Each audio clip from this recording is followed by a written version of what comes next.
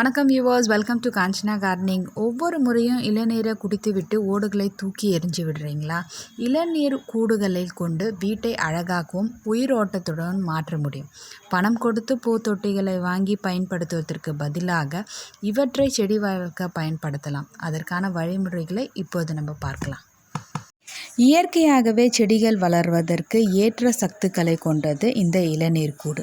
Bacteria மற்றும் virus போன்ற கிருமிகளை எதிர்க்கும் ஆற்றல் கொண்டது. இதன் உள்ளே இருக்கும் ஓடு மிகவும் கனமாக இருப்பதால் சிறப்பான முறையில் ஈரப்பதத்தை தக்க வைத்து கொள்ளக்கூடியது. செடிகளின் வேர்களை அழுக விடாமல் காக்கும்.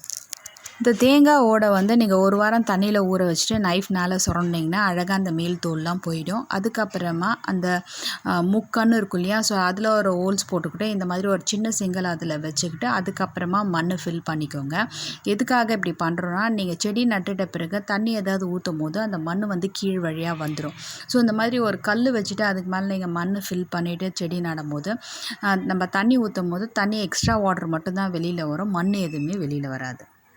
இந்த இளநீர் கூடுகளைப் போலவே தான் இந்த தேங்காய் சிரட்டைகளையும் சிறு சிறு செடிகளை வளர்க்க முடியும். ஜன்னல்கள், பால்கனிகள் போன்றவற்றில் இவற்றை தொங்க விடலாம்.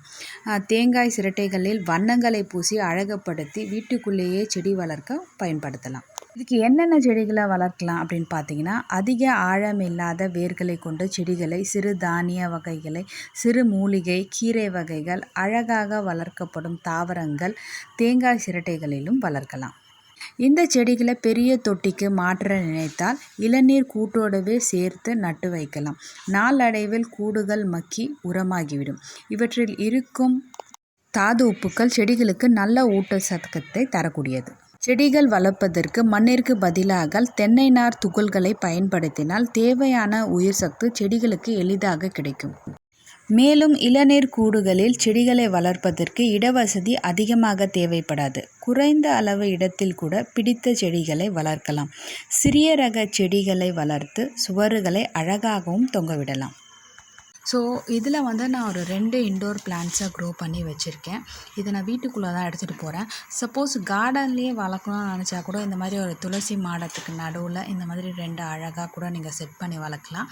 இப்போ இதில் நான் ஒரு பெயிண்டிங் கொடுத்துட்டு பண்ண போகிறேன். ஸோ பெயிண்டிங் வேண்டாம், வார்னிஷ் மாதிரி பண்ணணும்னு நினச்சிங்கன்னா நீங்கள் வார்னிஷ் பெயிண்ட் இந்த ஓடு மேலே அடிச்சிங்கன்னா பார்க்குறதுக்கு அப்படியே நேச்சுரலாக இருக்கும். நான் இதில் பெயிண்டிங் கலர்ஸ் யூஸ் பண்ணியிருக்கிறேன். ஸோ அந்த கீழே இருக்கிற அந்த பாட்டம் ஸ்டாண்ட்லேயும் இந்த மாதிரி பெயிண்ட் பண்ணிவிட்டு அதுக்கு மேலே இந்த ஸ்டாண்ட் வச்சு ஃபிக்ஸ் பண்ணியிருக்கேன். இது வீட்டில் ஒரு புத்தா ஸ்டாச்சூஸ் இருக்குது, ஸோ அதில் செட் பண்ணியிருக்கேன். இந்த மாதிரி ஓட்டுக்குள்ளேயும் அழகாக இந்த மாதிரி ஒரு பெயிண்டிங் பண்ணி அதை கூட ஒரு டெக்கரேஷனாக நம்ம எங்கேனா ஒரு இடத்துல செட் பண்ணலாம்.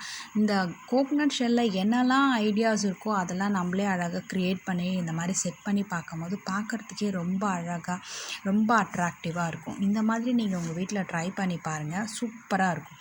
அதே மாதிரி இந்த ஹேங்கிங் பேஸ்கெட்டை உங்கள் பால்கனியில் இந்த மாதிரி தொங்க விட்டிங்கன்னா சூப்பராக வளரும். அந்த ஹேங்கிங் பேஸ்கெட் தான் இதுக்கு வேணுன்ற அவசியமே இல்லை. ஓகே வியூவர்ஸ், இந்த பதிவு உங்களுக்கு ரொம்பவே பிடிச்சிருக்கும்னு நினைக்கிறேன். நம்ம வீட்டிலேருந்து தூக்கி போடக்கூடிய இந்த மாதிரி ஒரு சின்ன விஷயத்தில் கூட இந்த மாதிரி ஒரு ஹேங்கிங் பேஸ்கெட்லாம் செட் பண்ணி நம்ம வீட்டை அழகாக்கும் போது பார்க்குறதுக்கே ரொம்ப அழகாக அட்ராக்டிவாக இருக்கும். இந்த பதிவு உங்களுக்கு ரொம்பவே பிடிச்சிருந்தால் மறக்காமல் சேனலை லைக் பண்ணுங்கள், ஷேர் பண்ணுங்கள், கமெண்ட் பண்ணுங்கள். சப்ஸ்கிரைப் பண்ண மட்டும் மறந்துடாதீங்க. தேங்க்யூ.